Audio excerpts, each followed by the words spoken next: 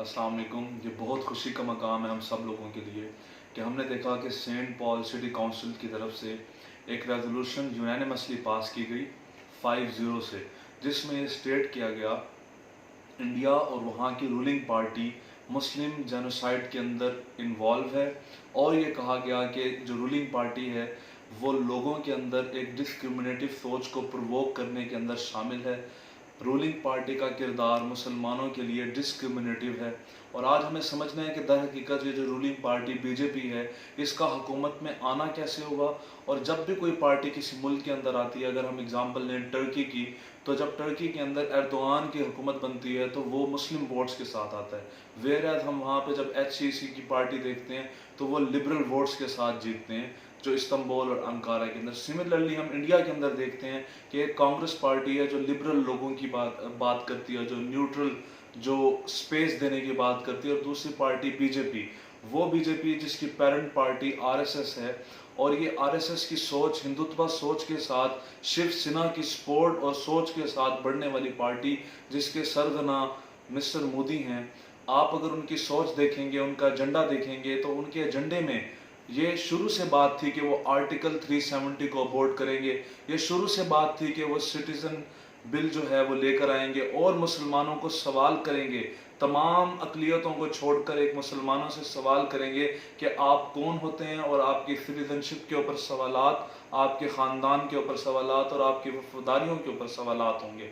तो आज हमें समझना है कि किस तरह वो सरजमीन जो खुद को सेकुलर होने का टैग लगवा कर दुनिया के अंदर बहुत सारे फ़वाइद और दुनिया से बहुत सारे बेनिफिट्स लेती है, वो दर हकीकत एक मुस्लिम जेनोसाइड से भरी हुई ज़मीन, और वो ज़मीन जहाँ पे मुसलमानों का रहना तंग हो गया है, और वो ज़मीन जहाँ पे न सिर्फ मुसलमान बल्कि सिख और बहुत सी कौमों के साथ बहुत ज़्यादती, डिस्क्रिमिनेशन और जुल्म हो रहा है।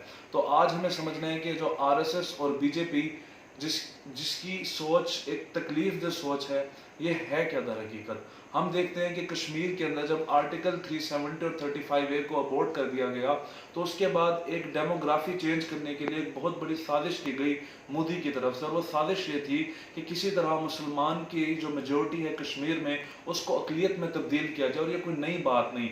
हमने देखा कि तिब्बत में हान चाइनीज़, हमने देखा कि जब फ़लस्तीन के अंदर मुसलमानों की मेजोरिटी को माइनॉरिटी के अंदर करके और वहाँ पे इजराइल के अंदर किया गया।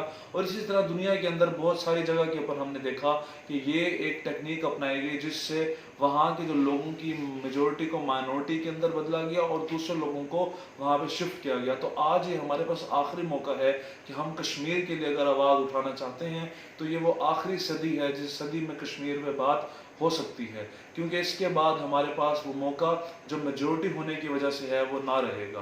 ये एक बहुत बड़ी साजिश जो मोदी ने की, उसको हमें समझना है और उसको प्रॉपर तरीके से दुनिया के सामने पेश करना है। ये खुशखबरी की बात है कि वो बात जो कभी मुसलमान, जो कभी हिंदुस्तान और पाकिस्तान और एशिया के मुसलमान किया करते थे, आज वो USA की एक काउंसिल, जो कि सेंट पॉल काउंसिल है, उसने इस बात को अप्रूव किया और बहुत सारे सेनेटर्स ने अप्रूव किया।